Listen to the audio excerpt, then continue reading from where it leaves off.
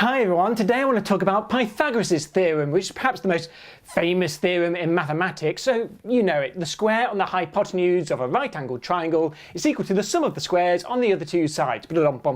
So everyone knows it, but what you might not know is it's not just for squares. So this is what I want to do. I want to experiment with some other shapes. We'll look at circles and triangles and pentagons, and then we're going to take what we learn and we're going to use it to prove Pythagoras' theorem itself using an idea from a young Albert Einstein. All true, but let's start by looking at the original Pythagoras' theorem.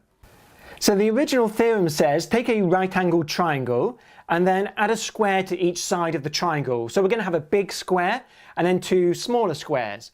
Then the Pythagorean theorem says that the area of the big square is equal to the total area of the two smaller squares.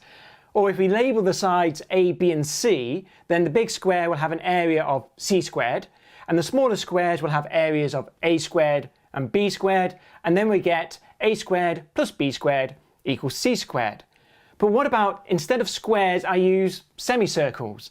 What is the area of the big semicircle here? Well, the area of a circle is pi times the radius squared. We're going to use half of that, and the radius would be C over 2. So we're going to get a half pi c over 2 squared, which is pi over 8 c squared. And in the same way, the other semicircles will have areas of pi over 8 a squared and pi over 8 b squared. Now, because Pythagoras' theorem is true, we know that a squared plus b squared equals c squared, which automatically means that pi over 8 a squared plus pi over 8 b squared equals pi over 8 c squared. So the semicircle on the hypotenuse is equal to the sum of the semicircles on the other two sides. We have a Pythagorean theorem for semicircles as well. But what about triangles? So if we use equilateral triangles here, the area of the big triangle is going to be half the base times the height. Well, now a triangle of side length 1 would have a height of root 3 over 2. So the area would be root 3 over 4. But we've got a triangle here of side length c, so we're going to scale that up, and you will see the base is multiplied by c, and so is the height. So now it's root 3 over 2 multiplied by c. And so the total area is root 3 over 4 c squared. In the same way, the other triangles have areas root 3 over 4 a squared and root 3 over 4 b squared. Now, because Pythagoras' theorem is true, we automatically have root 3 over 4 a squared plus root 3 over 4 b squared equal to root 3 over 4 c squared. So the area of the big triangle is the sum of the two smaller triangles. So let's keep going. What about pentagons? Well, by now you might be able to predict what's going to happen. Let's say we took a pentagon of side length 1. Well, there is a formula to work out the area of a pentagon. It's quite complicated and actually it doesn't even matter. Let's say for our purpose that the area is about 1.72. But if we scale that up by c, then the width and the height is multiplied by c, which means the area is multiplied by c squared. So the area of the big pentagon here is going to be 1.72 c squared. And in the same way, the other pentagons are going to have areas of 1.72 a squared and 1.72 b squared. And because Pythagorean theorem is true, we have a squared plus b squared equals c squared, we automatically get 1.72 a squared plus 1.72 b squared equals 1.72 c squared. We do have a Pythagorean theorem for pentagons as well. And some of you may have noticed by now that this idea will work for any shape, even something like this wobble, where the wobbles here are just scale versions of themselves.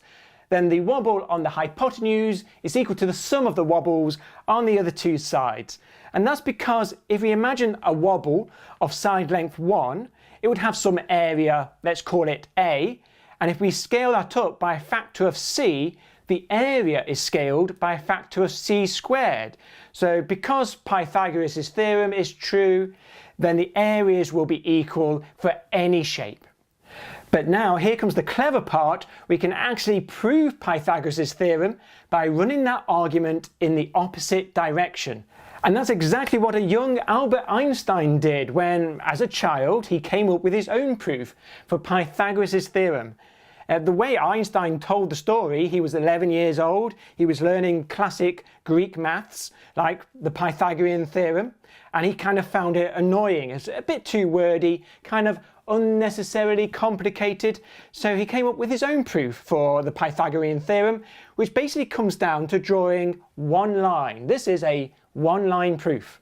So here is the right-angled triangle, and here is the line. So what has he done here? Well, he's created three triangles. We've got the big triangle and two smaller triangles. You might be able to see that better if we kind of flip them out. So we have the big triangle, which is the same as the original, and the two smaller triangles. In fact, they're just scaled up versions of themselves. We know they're the same because they actually have all the same angles. Therefore, they are the same triangle, but scaled up. Let's call the area of these triangles A, B, and C. Then simply by definition, the two smaller triangles add up to the bigger triangle. So we have A plus B equals C. But now we can think of each triangle as just being like some other triangle, let's say of area X, but scaled up by factors of A squared, B squared, and C squared. And then a simple cancellation will prove that A squared plus B squared equals C squared. And that is a proof of the Pythagorean theorem, and it's such a neat idea. So instead of showing that when Pythagoras' theorem is true, then the areas must be equal, then in this case, if the areas are equal, then Pythagoras' theorem must be true. And if you have been, thanks for watching.